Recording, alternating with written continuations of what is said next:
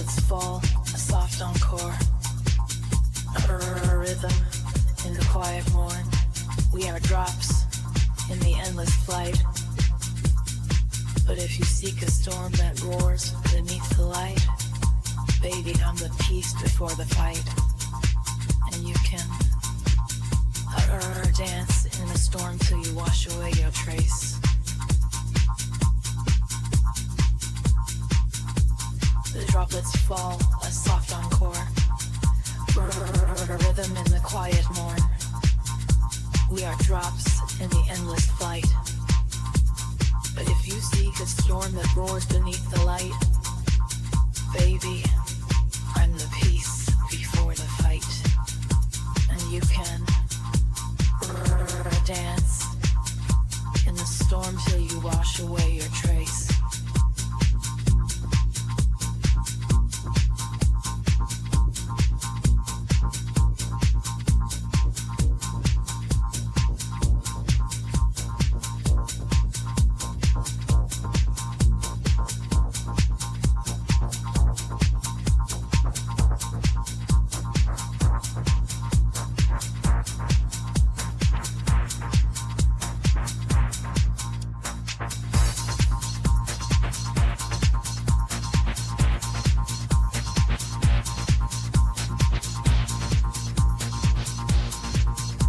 Droplet fall, a soft encore,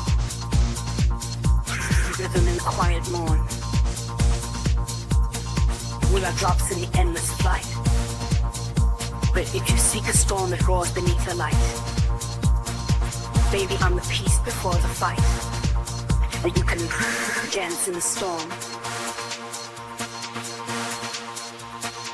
till you wash away the trace.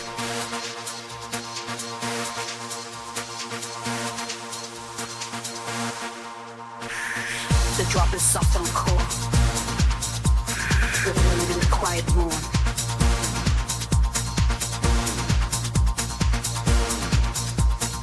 We are drops in the endless flight.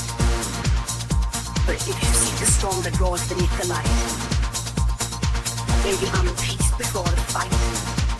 And you can dance in the storm till you wash away a trace.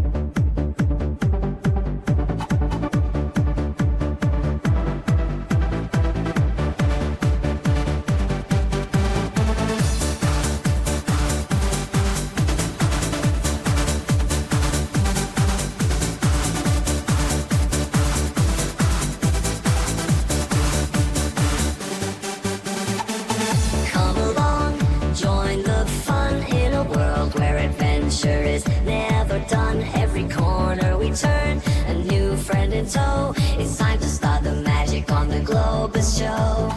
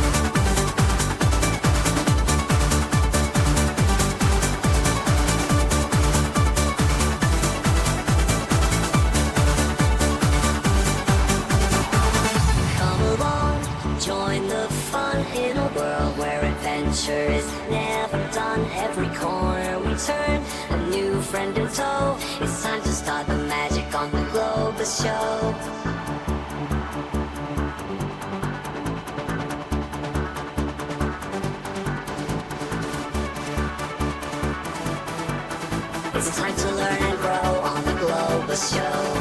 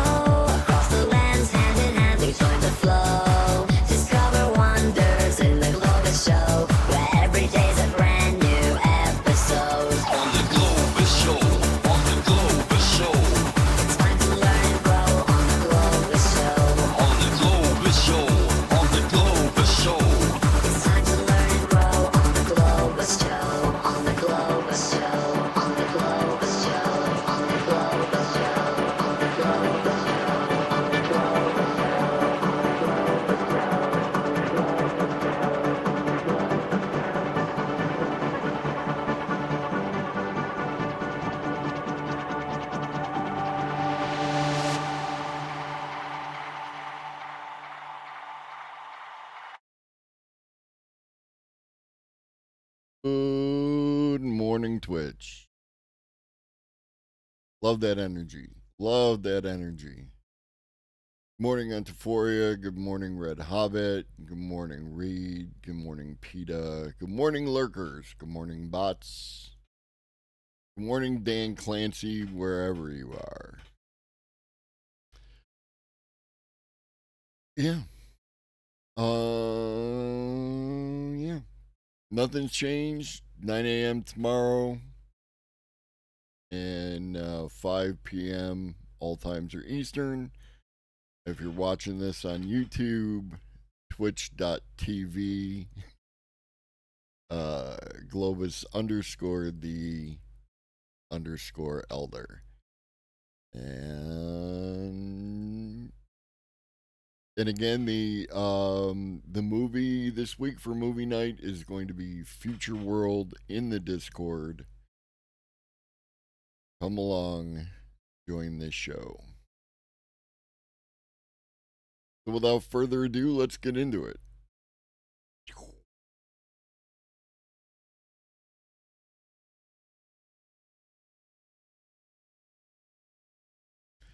Do do do do do do do do do do do do do do do do do do do do.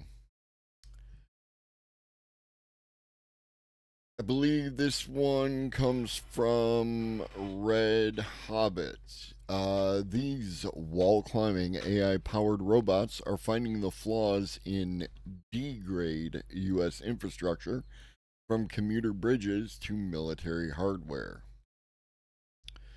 Gecko Robotics named to the 2024 CNBC Disruptor 50 list. What a world we live in. Is using robots and AI to help inspect and identify issues at over 500,000 key pieces of infrastructure globally. The collapse of Baltimore's Francis Scott Key Bridge earlier this year and an I 95 overpass in Philadelphia last June weren't triggered by structural flaws. You coming up, Stampy? No?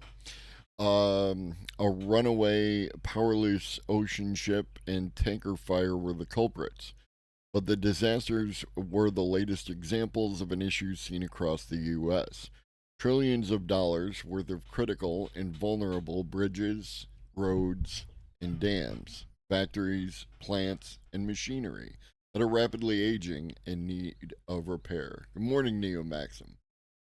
Um,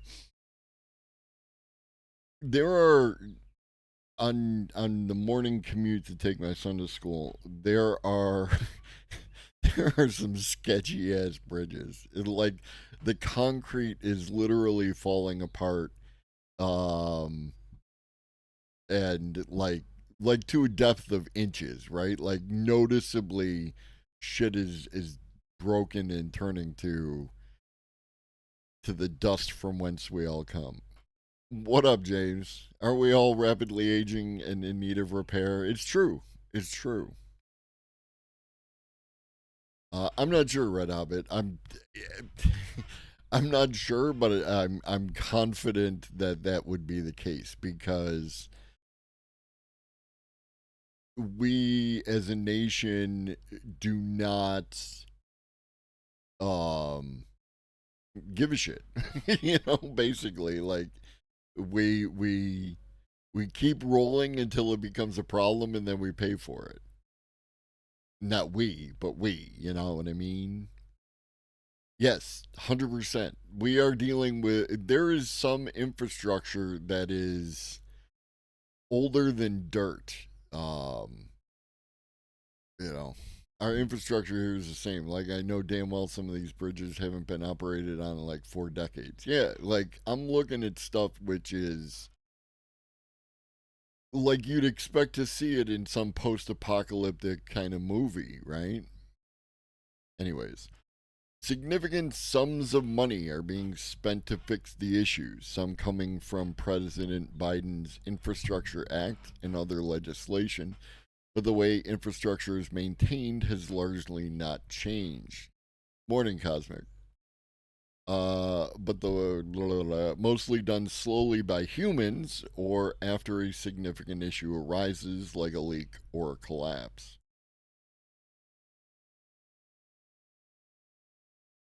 Uh oh.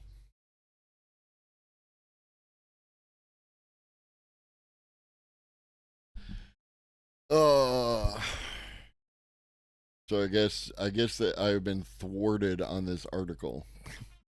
From bridges to factories, oil and gas tanks, and pipelines and military hardware, the state of infrastructure across the U.S. is poor, and the need to invest and repair it will cost trillions of dollars. Gecko Robotics CEO Jake Lucerian has said its wall climbing robots can help maintain existing infrastructure, but also help to build new designs faster that will last longer and cost less.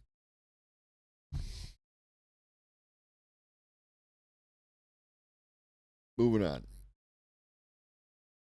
Okay, so we talked on Monday. They released the new version of ChatGPT, GPT-4 Omni, and we've been trying to figure out when it's going to become available to us. Um, One member of the community indicated that they had access. Um, some of us have not. I have not checked since that. I plan to do that later today. And then we have this article from Tom's Guide. Shout out, Tom. Uh, my headcanon is that Tom's guide is Tom from MySpace. Because Tom only ever gave a shit about us. OpenAI GPT-4 Omni is now rolling out. Here's how to get access. Just got a major upgrade. This is true multimodal AI capable of natively understanding text, image, video, and audio with ease. It's also much faster, and eventually we'll be able to talk back to you. Right now, its main benefit is in bringing massive reasoning processing and natural language capabilities to the free version of ChatGPT for the first time. As part of the spring update announcement, the company said it wanted to make the best AI widely accessible. The rollout isn't happening instantly, becoming available gradually in batches. Check out which features are available now and which are coming soon. Except, hi, hi. Check out which features are available now, which are coming soon. Accessing the new model is very straightforward once it's been applied to your account. The address for ChatGPT has changed, moving from chat.openai.com to chatgpt.com, suggesting a significant commitment to AI as a product rather than an experiment. If you've got access to 4 Omni on your account, it will be available in the mobile app and online. So they're saying also mobile app, which is cool because it's the primary place in which I use it. There's also a Mac app that has started to roll out to some users. Be wary of links, though, as it is being used by scammers as a way to get malware onto computers. For now, the best dude, party foul.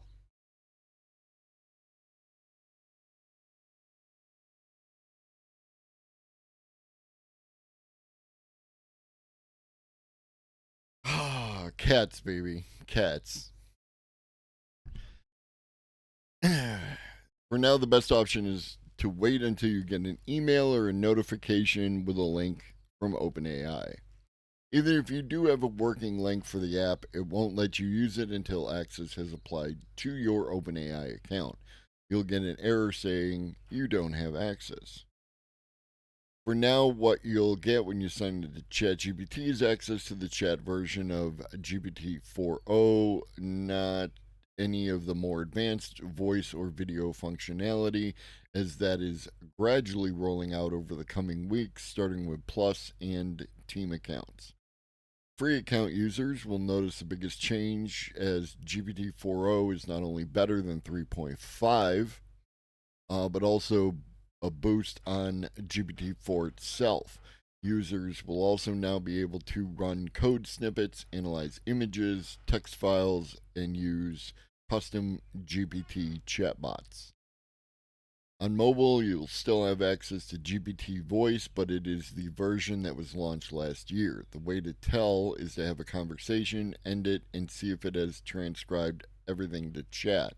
That will be the older model. The new model doesn't need this step as it understands speech, emotion, and human interaction natively without turning it into text first.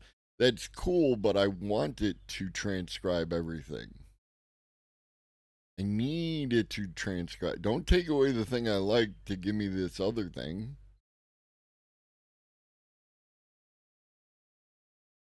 So I will take a look later today and let y'all know Friday if I have it and what changes I've noticed, if any. Speaking of ChatGPT, AI analyst says plumbers and electricians' jobs are safe, but AI models like GPT 4.0 will impact any job that has data. OpenAI's newest model and others like it could dramatically reinvent the workplace wheel. GPT 4.0, the company's newest multimodal model, can input and output a combination of text, audio, and images. The technology represents a major advancement of the artificial intelligence of the recent past. OpenAI announced the model in a series of demos. It's too early to predict how exactly the model will disrupt the workforce. GPT-4o and other multimodal models will inevitably change the way we work, says Maribel Lopez, an AI analyst and founder of research and strategy consulting firm Lopez Research. The concept of multimodal models will impact a lot of different industries because it handles text, video, and audio. But not all of those impacts will necessarily be negative. For example, electricians, plumbers, and other tactile workers could use multimodal AI to make their jobs easier. You still can't ask it questions. Morning, old lobster. You still can't ask it questions about itself. According to 4.0, it has a cutoff date of September 21 and can't process images. That's weird. But I was given to understand it was October of 23 was supposed to be the cutoff date. But it's software. I believe you. This is my believing face. I believe you. You're trustworthy.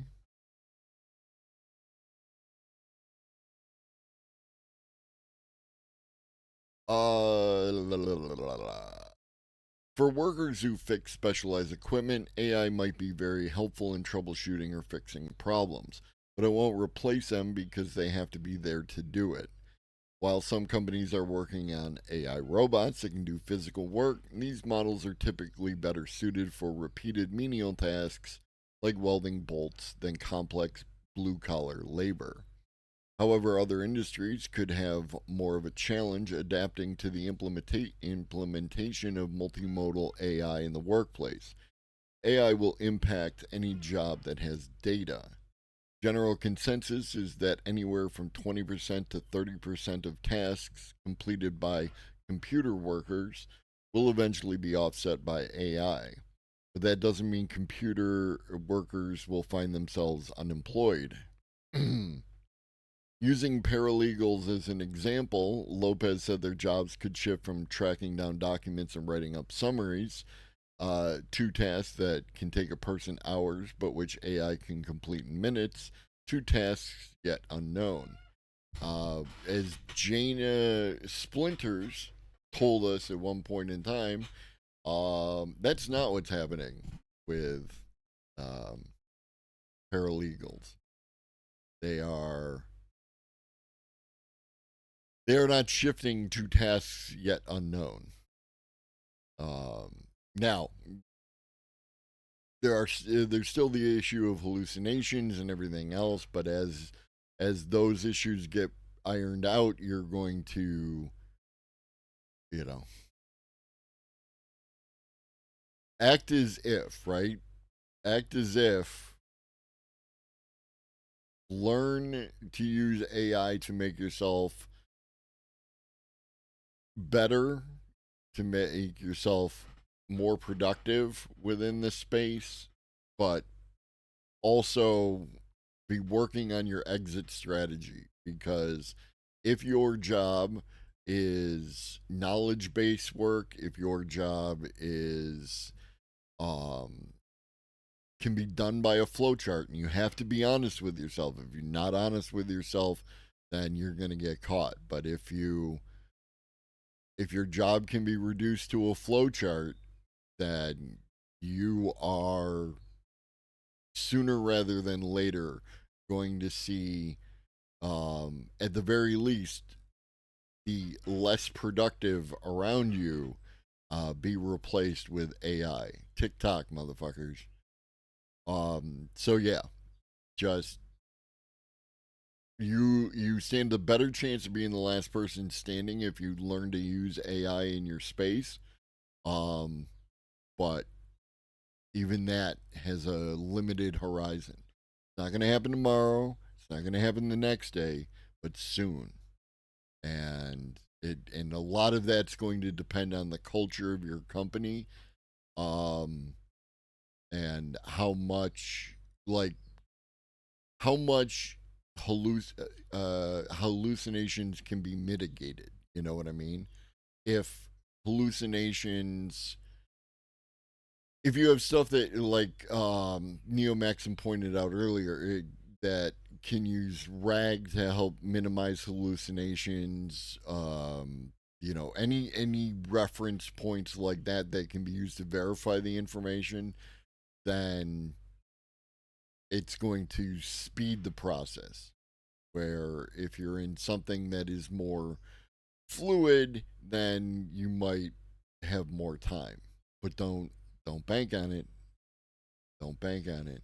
Be the AI whisperer in your office to last the longest. That's all I can say. For self driving cars, the free ride is over. In the span of a few weeks, federal safety regulators have opened investigations into top operators of driver assistant and autonomous vehicles. For years, autonomous vehicles have operated in relative obscurity.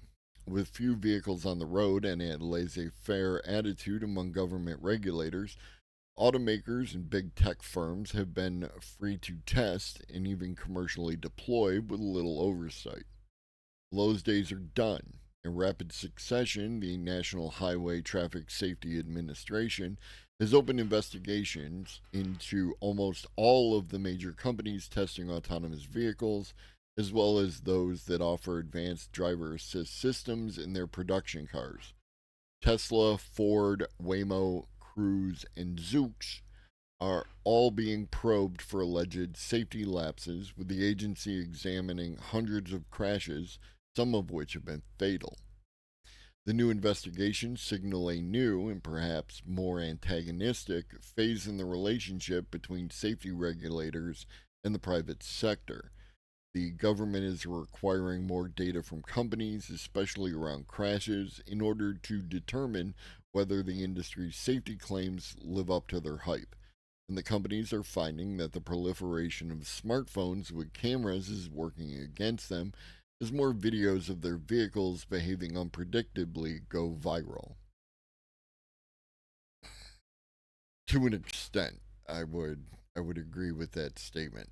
I would also point to the fact that, like, when there was that one incident in San Francisco where a bunch of Waymo vehicles all got together in a single location, um, people use the different videos to imply that they were different situations that were happening rather than the same situation shot from a bunch of different cameras, and therefore it gave the impression that the problem was more widespread than it actually was.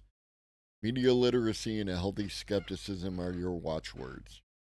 In 2021, NHTSA issued a standing general order requiring car companies to report crashes involving autonomous vehicles, as well as level 2 driver assist systems found in hundreds of thousands of vehicles on the roads today. Companies are now required to document collisions when ADAS and automated technologies were in use within 30 seconds of impact.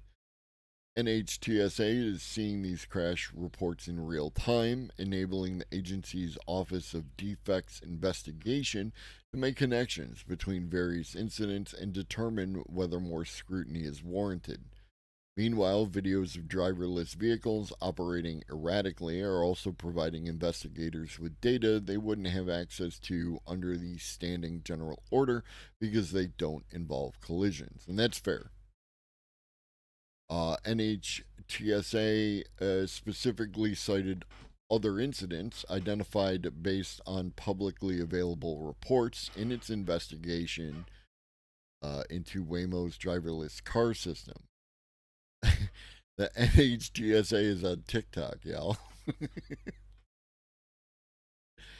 The agency is looking into 22 incidents, some of which involve Waymo vehicles crashing into gates, chains, and parked cars. But NHTSA also cited viral videos of the company's robotaxis operating on the wrong side of the road.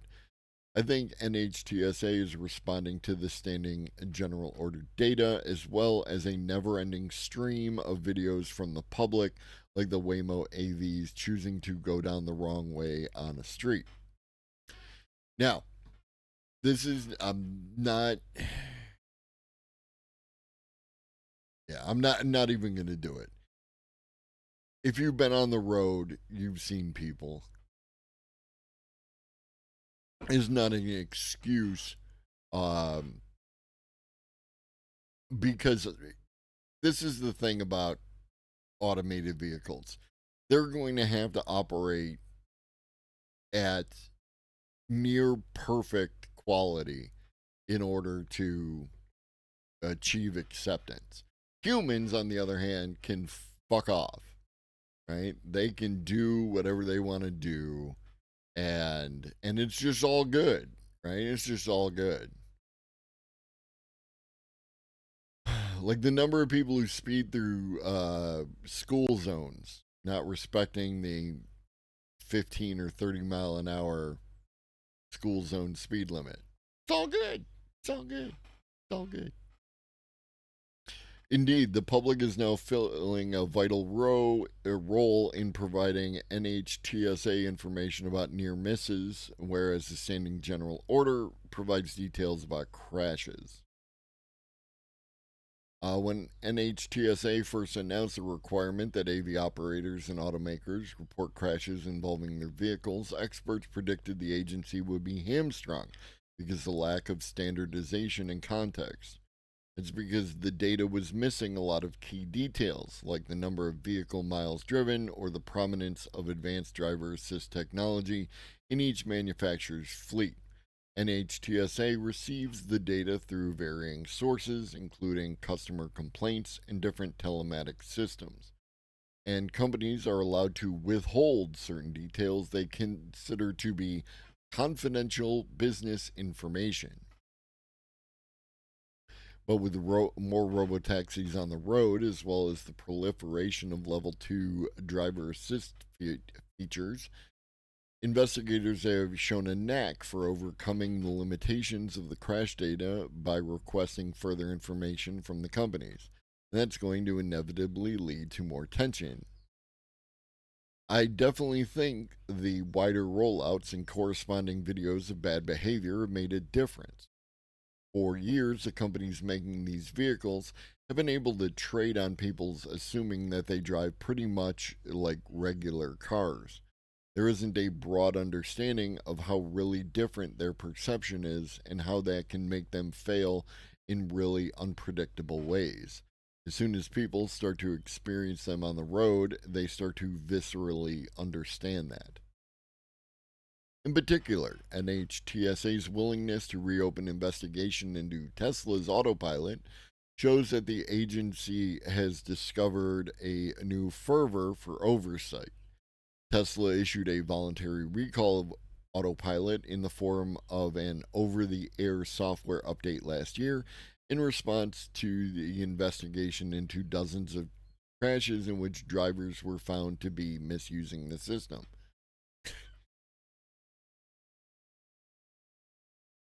Dozens of crashes in which drivers were found to be misusing the system.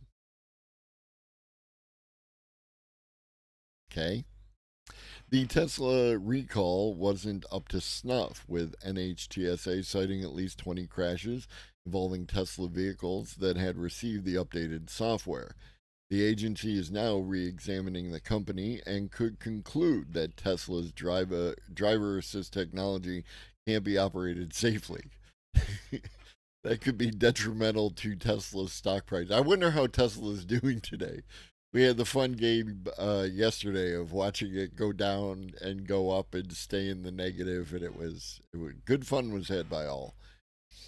As well as its future, with Elon Musk betting the company's longevity on robotaxis. What do you have here? You change your name to like yellow.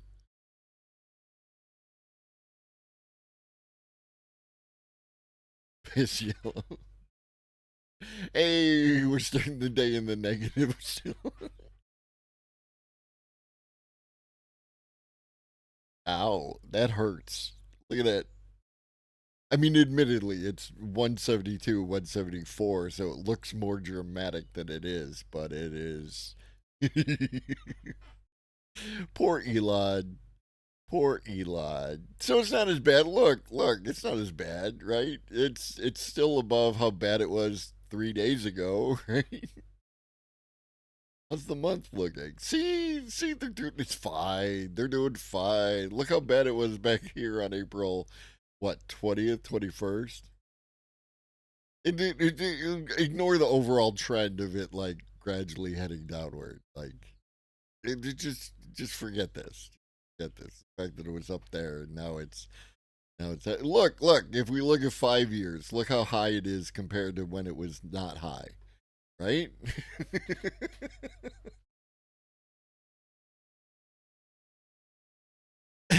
Anyways,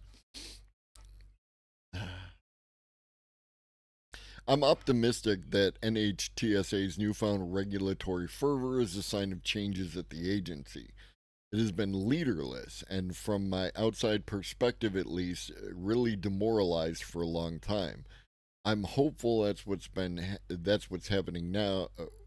That what's happening now is an indicator that the people there are finally being given the tools and motivation to do their jobs. And there has been a bunch of like regulation step up in the past few months, right? It's kind of like a snowball effect. It wasn't high to begin with, but like they are putting in the effort. And it's good to see, you know. So, from IEEE, MRI sheds shielding and superconducting magnets. A cheaper, smaller scanner uses AI to match other MRI's image quality. And we talked about this back like almost a year ago, I think it was, when we were talking about um, the scans they were doing, where people would look at a picture and they'd be in the fMRI, and then they would do the output after running it through the AI, and it was to varying degrees close, right? Like this is a cat, this is a cat. They're not quite the same cat, and that kind of thing. Also, they did the same with words, and they did the same with music, right? Like there was somebody listening to, I think it was Dark Side of the Moon, and you could make out in the output um the Pink Floyd, right? Like you could hear it. And then just yesterday, Minute brought us that article about um using the MRI to detect the actual individual neurons that were firing related to um conversation and in both internal thought and external expression. So with that, the problem is, machine huge, right? Machine huge, what are you going to do with it? Making it smaller and cheaper is a step in that direction, where of having some device that you, not this device, but eventually on the timeline, getting to a device that you can use at home. MRI has revolutionized healthcare by providing radiation free, non invasive 3D medical images. However, MRI scanners often consume 25 kilowatts or more to power magnets, producing magnetic fields up to 1.5 Tesla. No relation. These requirements typically limit scanner you just proofread your shit. These requirements typically limit scanners used to specialized centers and departments in hospitals. The University of Hong Kong team has now unveiled a low power, highly simplified, full body MRI device. With the help of artificial intelligence, the new scanner only requires a compact 0.05 T magnet, Tesla, and can run off a standard wall power outlet, requiring only 1800 watts during operation. Let's see.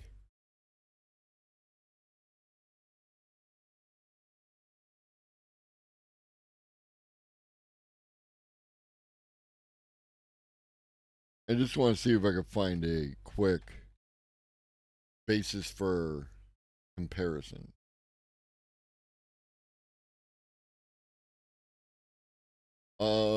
Central AC, right?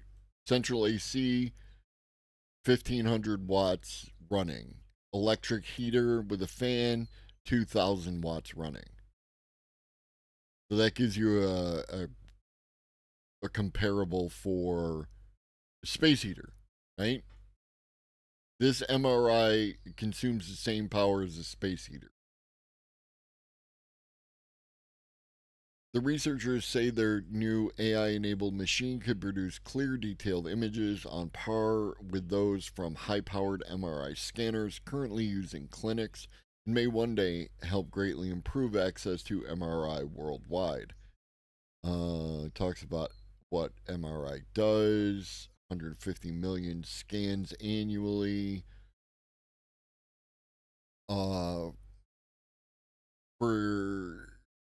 However, despite 5 decades of development, clinical MRI procedures remain out of reach for more than 2/3 of the world's population, especially in low and middle income countries. For instance, whereas the United States has 40 scanners per million. I have laser eyes now. In the future, you just have to upgrade yourself. It's true. It's true. What up, Doc? 40 scanners per million in inhabitants in 2016. There were only 84 MRI units serving West Africa's population of more than 370 million. This disparity largely stems from the high cost and specialized setting required for standard MRI scanners. They use powerful superconducting magnets that require a lot of space, power, and specialized infrastructure. They also need rooms shielded from radio interference, further adding to the hardware cost, restricting their mobility, and hampering their availability in other medical settings. There's also, if I recall correctly, you need helium as part of the process, which I think, like, we were, good morning, Bong and stuff. We were running into an issue where we didn't have enough helium, and that was going to be a problem.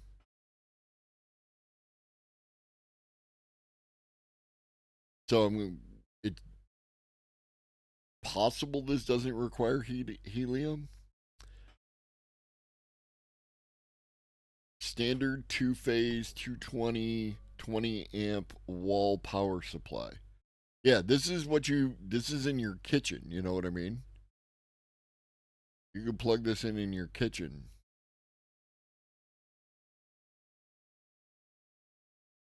The Hong Kong team have now developed a whole body ULF MRI scanner in which patients are placed between two permanent neodymium, can never say this friggin' word, ferrite boron magnet plates, one above the body and the other below. Although these permanent magnets are far weaker than superconductive magnets, they are low cost, readily available, and don't require liquid helium or to be cooled to superconducting temperatures.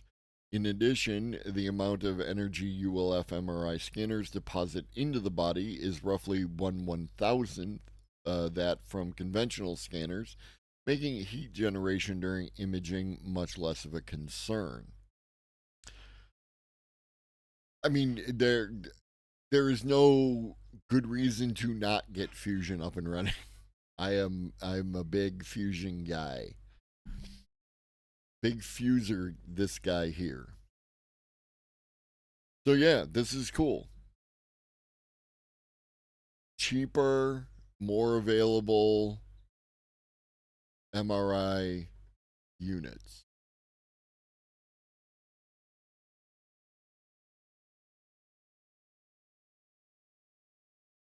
Gene editing breakthrough. CRISPR improves vision in clinical trial. Uh,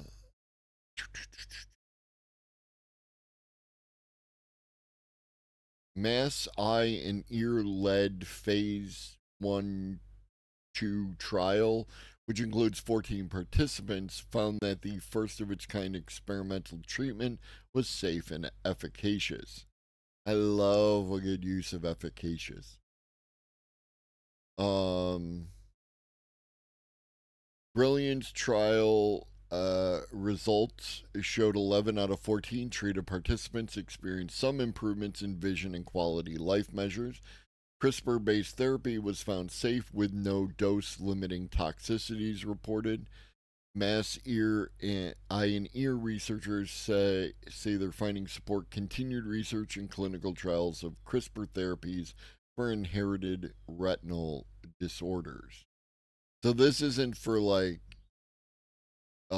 for everything, right? But this is for a particular kind of disorder. Research demonstrates that CRISPR gene therapy for inherited vision loss is worth a continued pursuit in research and clinical trials. While more research is needed to determine who may benefit most, we consider the early results promising. To hear from several participants how thrilled they were that they could finally see the food on their plates. That is a big deal. These were individuals who could not read any lines on an eye chart and who had no treatment options, which is the unfortunate reality for most people with inherited retinal disorders.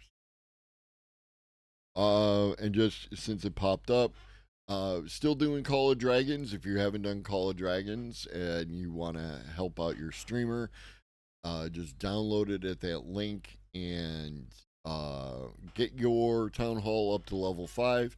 That's all I can ask of you. It's greatly appreciated and does help out and help with the subs are a little low this month, and it helps to offset that without costing y'all any money, especially y'all who live like the good doctor down in Australia and other areas that Dan Clancy in his infinite wisdom has decided to charge more money. And there are rules, and even though they just poked up, I do love to play. What rules, you sons of bitches? Exactly. Thank you, Jordan. Yeah, if you want to help out your streamer, download Call of Dragons today. Some of the AI techniques are so good, frankly, I think we should be doing them now. Some doctors welcome their new tech overlords. Do do do do do do do do do do. It's time to learn and grow at the Globus Show. How good would an algorithm have to be to take over your job? It's a new question for many workers amid the rise of ChatGPT and other AI programs that can hold conversations, write stories, and even generate songs and images within seconds. As a PhD, I can confirm that some doctors do indeed welcome AI overlords. See how smart this chat is? We got PhDs in here. How you like that? It's a new question for many workers amid the rise of ChatGPT. Oh, we did that. Blah, blah, blah, blah. For doctors who review scans to spot cancer and other diseases, however, AI has loomed for about a decade as more algorithms promise to improve accuracy, speed up work, and in some cases, take over entire parts of their job. Predictions have ranged from doomsday scenarios in which AI fully replaces radiologists to sunny futures in which it frees them to focus on the most rewarding aspects of their work. This is just such a, I mean, it's Forbes, right? But this is just such a weird way to perceive reality. That tension reflects how AI is rolling out across healthcare. Beyond the technology itself, much depends on the willingness of doctors to put their trust and their patient's health in the hands of increasingly sophisticated algorithms that few understand. Do you understand how the MRI works? Like few people understand that either. Even within the field, opinions differ on how much radiologists should be embracing the technology. Some of the AI techniques are so good, frankly, I think we should be doing them now. Why are we letting that information just sit on the table? Summers Lab, this is Ronald Summers, a radiologist and AI researcher. Summers Lab has developed computer aided imaging programs that detect colon cancer, osteoporosis, diabetes, and other conditions. None of those have been widely adopted, which he attributes to the culture of medicine, among other factors. Radiologists have used computers to enhance images and flag suspicious areas since the 1990s. But the latest AI programs can go much further, interpreting the scans, offering a diagnosis, and even drafting written reports about their findings. The algorithms are often trained on millions of x rays and other images collected from hospitals and clinics. Excuse me. Across medicine, the FDA has okayed more than 700 AI algorithms to aid physicians. More than 75% of them are in radiology, yet just 2% of radiology practices use such technology. For all the promise from the industry, radiologists see a number of reasons to be skeptical of AI programs: limited testing in real world settings, lack of transparency about how they work, and questions about the demographics of the patients used to train them. And also, they don't want to lose their jobs, which is valid and also a problem. If we don't know on what cases the AI was tested or whether those cases are similar to the kinds of patients we see in our practice, there's just a question in everyone's mind as to whether these are going to work for us. Have you tried them? Have you tried them? Did you try it? To date, all the programs cleared by the FDA require a human to be in the loop. In early 2020, the FDA held a 2-day workshop to discuss algorithms that could operate without human oversight. Shortly afterwards, radiology professionals warned regulators in a letter that they strongly believe it is premature for the FDA to consider approval or clearance of such systems. But European regulators in 2022 approved the first fully automatic software that reviews and writes reports for chest x rays that look healthy and normal. The company behind the app, Occipit, that's a, that's a choice, is submitting its U.S. application to the FDA. The need for such technology in Europe is urgent, with some hospitals facing months long backlogs of scans due to a shortage of radiologists. In the US, that kind of automated screening is likely years away. Not because the technology isn't ready, according to AI executives, but because radiologists aren't yet comfortable turning over even routine tasks to algorithms. We tried to tell them they're over treating people and they're wasting a ton of time and resources. It says Chad McLennan. I'm Chad McLennan, CEO of Koyos Medical, which sells an AI tool for ultrasounds of the thyroid, a vast majority of which are not cancerous. We tell them, let the machine look at it, you review and sign the report and be done with it. Radiologists tend to overestimate their own accuracy. Most people do. Most human beings tend to overestimate their contribution to a process. Don't, okay. Research by his company found physicians viewing the same breast scans disagreed with each other more than 30% of the time on whether to do a biopsy. Same radiologists even disagreed with their own initial assessments 20% of the time when viewing the same images a month later. That's game, homie. Come on, dude. Yeah, no, Chad McLennan. Chad McLennan. 6'3",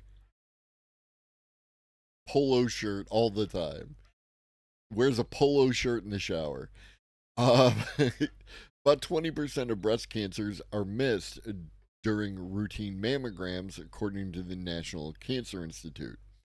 Then there's the potential cost savings. On average, U.S. radiologists earn over $350,000 annually. Pop color, 3 pop colors. We're bringing it back for Chad McLennan. Um, that approach offer. Oh, I'm sorry. Where was I? Skipped ahead. In the near term, experts say AI will work like autopilot systems on planes, performing important navigation functions, but always under the supervision of a human pilot. That approach offers reassurances to both radiologists and patients. I will tell patients, I looked at it, and the computer looked at it, and we both agree. Hearing me say that we both agree, I think that gives the patient an even greater level of confidence. Absolutely. The first large, rigorous trials testing AI assisted radiologists against those working alone gives hints at potential improvements. Initial results from a Swedish study of 80,000 women showed a single radiologist working with AI detected 20% more cancers among mammograms than 2 radiologists working without the technology. In Europe, mammograms are reviewed by 2 radiologists to improve accuracy, but Sweden, like other countries, faces a workforce shortage with only about 70 breast radiologists in a 70? 70 in a country of 10 million people. One, I'm surprised I didn't realize that Sweden was so small population wise. Not that I looked, but I would have guessed a bigger number than that. But then I guess France only has 70 million. But 70. That seems like not a lot for 10 million people. Using AI instead of a second reviewer decreased the human workload by 44%. Still, the study's lead author says it's essential that a radiologist make the final diagnosis in all cases. An automated algorithm misses a cancer, it's going to be very negative for trust in the caregiver and also trust in the algorithm, right? Like, I am all for this, right? Like, don't get me wrong. I think that you should use the tool and have the human sign off on it because we're still very early in the days and like the entire idea of hallucinations. Use the tool, but the only good thing that Ronald Reagan ever said, trust but verify, right? Trust that the algorithm is going to do its job and then verify that it did its job. And that increases trust over time. It's a reciprocal thing. I mean, I'm right though, right? Right, dog? Like, I will give credit to Reagan for 2 things. One, trust but verify. 2, making a unisex bathroom. Microsoft offers relocation to 100. Oh yeah.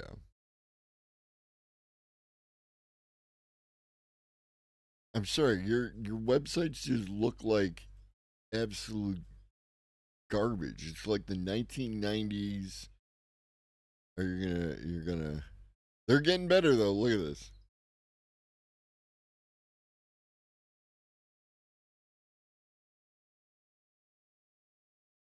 Let me see if I can find this out. I can't even. Oh, there we go. Because I think this is an important article. The other one was How about Wall Street Journal?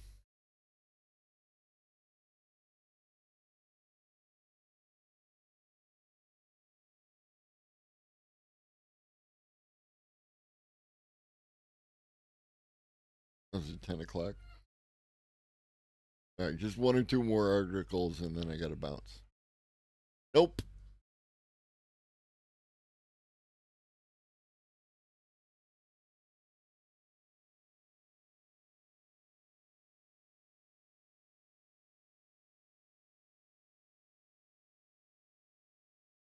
Hey, Business Insider coming through.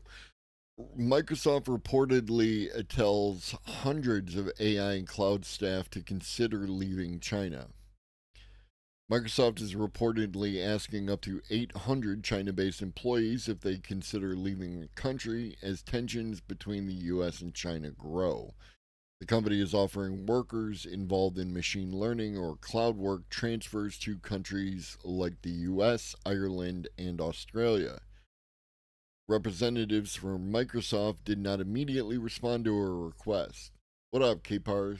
Fuck yeah, my library access is reinstated. Now I'm going back to school. All right. Congratulations, homie. WK-Pars. A spokesman told the journal that internal opportunities were a normal part of business, and Microsoft remained committed to its operations in China. And then the rest is just background. So I guess the headline really said it all in this one. Is there anything super important I want to make sure that I get to today? Yeah, let's do this. All right, one more article, and then I have to leave you. I will be back tomorrow at 9 a.m.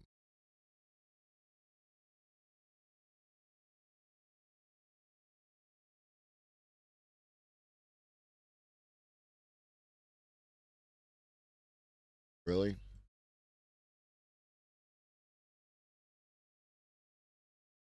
I'm not leaving yet. I still got a second. But thank you, Jamalama. And also morning, Jamalama.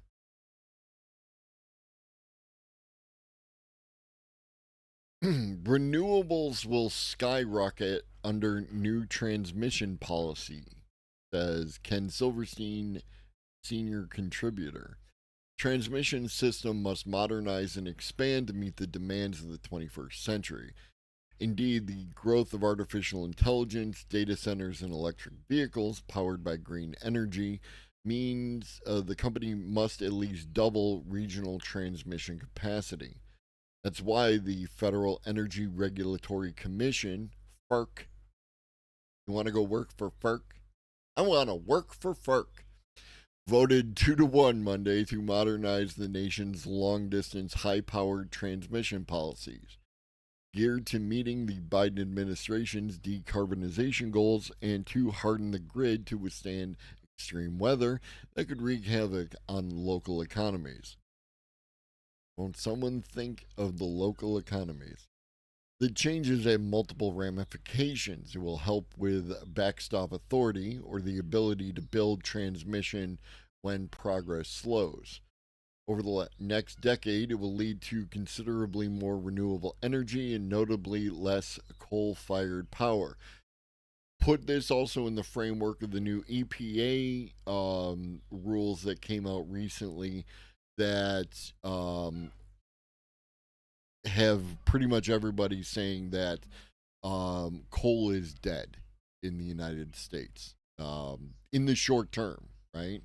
By 2030 at the latest, but that it just the costs that are going to be that would be incurred, like $1 billion into a 70-year-old coal plant in order to produce power. They're not going to do that, and unless they plan on just shuttering their business, they're going to need adapt to the new paradigm. So your power production company is going to have to shift to something that is going to continue. Now, some of that will be taken up by natural gas, which is also less than ideal, but a lot of it is going to be taken up by renewables, solar and wind, hydropower, geothermal, all the things.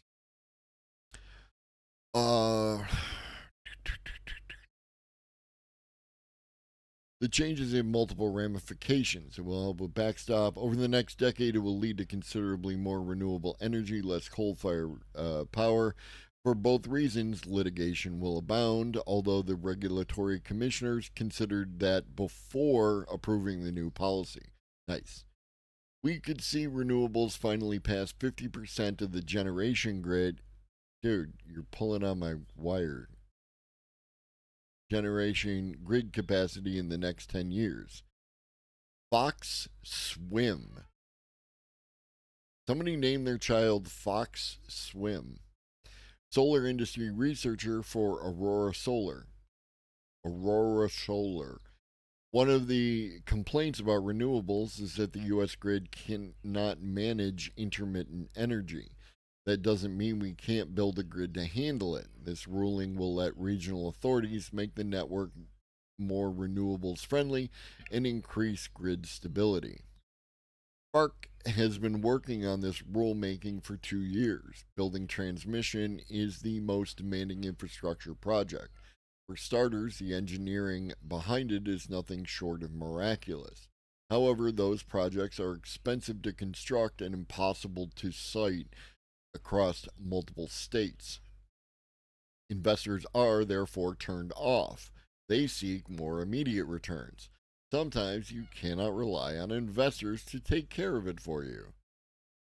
Spark set out to remove some of the obstacles. Every 5 years, transmission owners meet to get on the same page to determine what will be needed, where, and when. The goal is to think 20 years out. Long-term planning in this economy?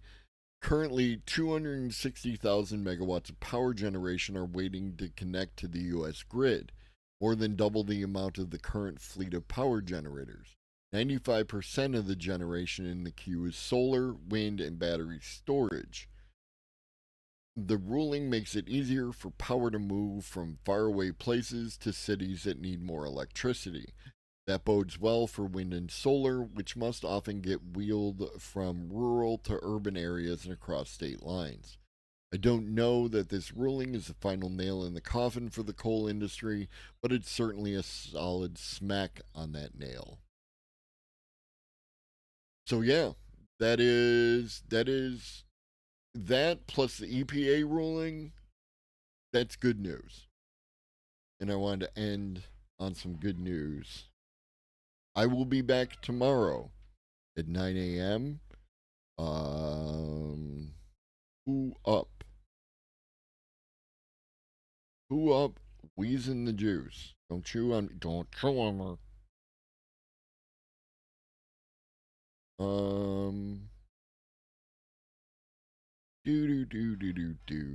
Levelhead. Oh yeah. We're gonna raid over to Levelhead. If you got someplace else to be, please stick around for the raid. And then go about your business. Helps me make it look like big strong streamer. And who doesn't want to make me look like a big strong streamer? So yeah, back tomorrow 9 a.m., 5 p.m. for the regular video show, and movie night in the Discord with Future World, sequel to a 1973 classic Westworld. Clovis the Stronker. In the meantime, drink your water, eat some food, take your meds if you forgot, and always remember that Shaggy loves you. So do I.